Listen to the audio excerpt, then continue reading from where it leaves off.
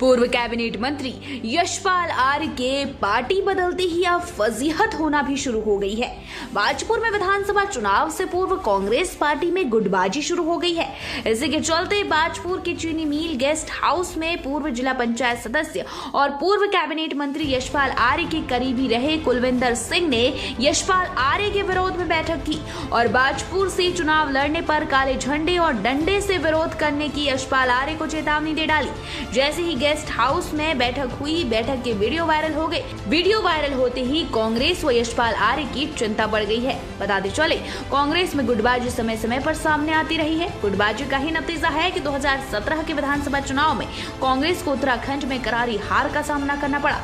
वहीं आगामी विधानसभा चुनाव के नजदीक आते ही पूर्व कैबिनेट मंत्री यशपाल आर्य के कांग्रेस पार्टी में शामिल होने के बाद बाजपुर में गुटबाजी फिर सामने आई है। अलबत्ता इस समय प्रदेश की निगाहें बाजपुर पर टिकी है, जहां 2017 के विधानसभा चुनाव में यशपाल आर्य के करीबी रहे पूर्व जिला पंचायत सदस्य कुलविंदर सिंह किंदा ने ही यशपाल आर्य का विरोध करना शुरू कर दिया है।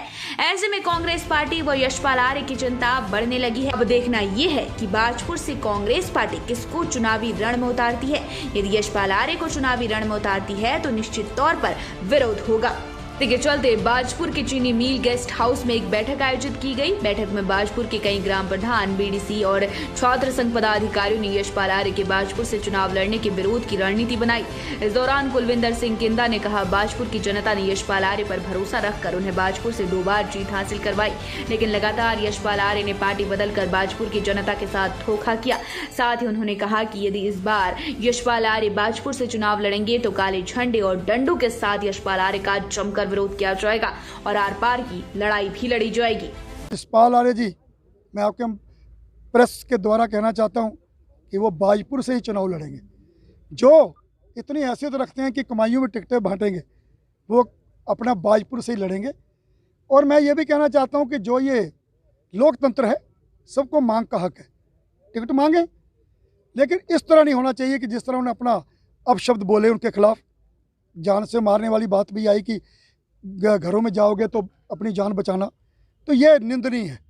और मैं ये भी पूछना चाहता हूं कि ये जो पीछे किंदा ने बोला, उसके पीछे शख्स बीजेपी नेताओं का आता है।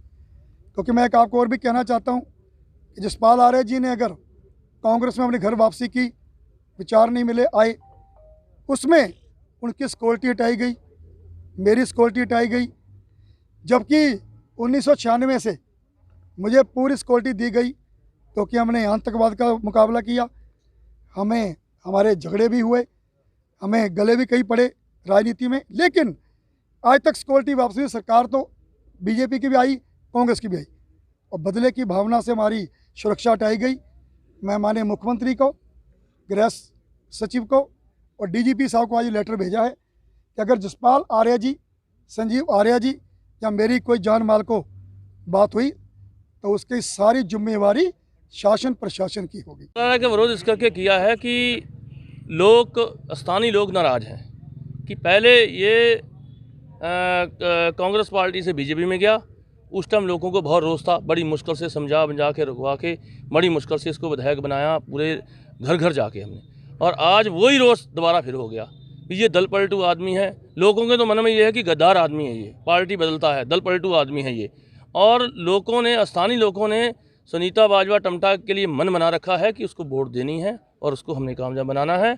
और उसके साथ में इसका बहुत ज़बरदस्त विरोध होगा। इसको भूल है कि मैं क्षेत्र में घूमूंगा। भारतीय जनता पार्टी में इतना ऐसा विरोध नहीं हुआ जितना इसका अब होगा विरोध। इसका रोज़ में है लोग, हमने सभी एक एक घर जाके चेक कर लिया, सारे बहुत ज़बरदस्त रोष है और वो रोष इसके सामने आएगा। इसको झेलना मुश्किल पड़ जाएगा और हम बिल्कुल इसका विरोध करेंगे। जो भी करना पड़े, झंडे दिखाने पड़े, जो भी हमको करना पड़े जी, हम इसके लिए करेंगे। किसान बिल्कुल नाराज़ हैं, बिल्कुल। कुछ परिवार में तो 2-4 आदमी जो होते ही हैं जो गद्दारी कर जाते हैं। पहले भी गद्दारी की उन्होंने। हम किसानों का जिस टाइम भारतीय जनता पार्टी का हमने विरोध किया, उस टाइम भी यशपाल आर्य के साथ में वो गद्दारी करते रहे। हमारी कौम के, दूसरी कौम के, दोनों जितनी कौमें यहाँ पे हैं हमारी, उसके लिए साथ में लगे रहे। और आज भी वो उसी जगह पे हैं।